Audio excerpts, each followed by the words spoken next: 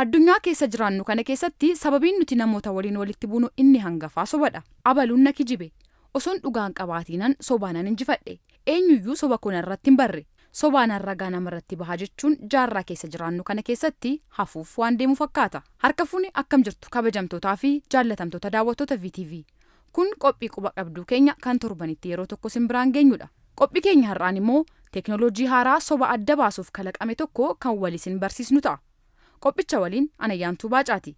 Haga xumura qophii keenyaatti nu waliin turaan immoo affeerraa keenya kabajaaf jaalalaati. Biyya Israa'el Yuunivarsiitii Teel Aviv jedhamuun beekamu keessatti Piroofeesaroota Yaa'eel Haneenii fi Piroofeesar Diinoo Leeviif teeknooloojii soba adda baasu kalaqani. Maloonni nama soboo adda baasuuf fayyadan waggoota dheeraaf turaniiru. Fakkeenyi jalqabaa seenaa keessatti galmaa'ee jirus kan dhaloota Kiristoosiin dura bara 1000tti akka biyya Chaayinaatti namni sobaan shakkame tokko tooftaa inni ittiin adda baafamutu ni jira. Innis namni shakkame tokko afaan isaa ruuzii gogaan akka guutu godhama. Turtii muraasa boodas ruuziin kun ilaalamee yoo gogaa ta'e namni kun akka sobee fi yakkamaa ta'etti fudhatama.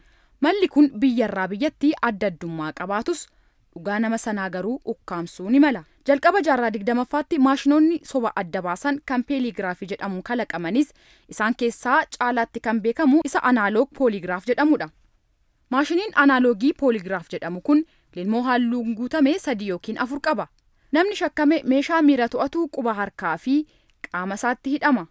Maashiniin kunis hanga hargansuu, rukuttaa onnee, dhiibbaa dhiigaa fi dafqa nama kanaa yeroo isaan gaaffii gaafatamanitti deebii isaanii safara.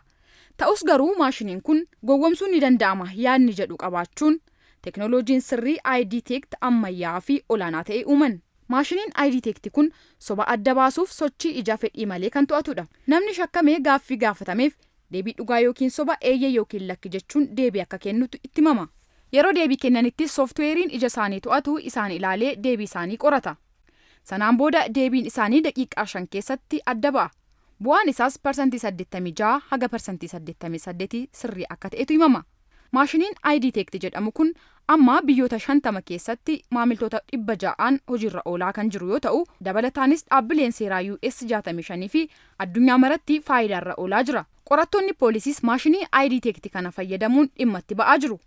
Qorattoonni Yuunivarsiitii Teel Aviv teeknooloojii amma jiru dura kaameraa fi sooftuweeriin sochii meeshaa fuula fayyadamuun nama sobduu ta'e fagoorraa yookiin karaa intarneetaan adda baasuuf fayyaduun bakka bu'uu malaa jedhu. Baankiin, qorannoon poolisii, buufatni xiyyaaraa yookiin gaaffiif deebii qacarrii hojiif taasisamu irratti kaameraan meeshaa fuula to'atu fayyadamuun haasaa dhugaasaa sobarraa adda baasuun ni danda'ama jechuun Piroofeesar Liiv tilmaama isaanii kaa'aniiru. Teeknooloojiin kun biyyoota hedduu keessatti dhimmi kan itti ba'amaa jiru yeroo ta'u, biyya keenyaafillee teeknooloojii hedduu barbaachisu ta'uun isaa kan nama wal gaafachiisu miti.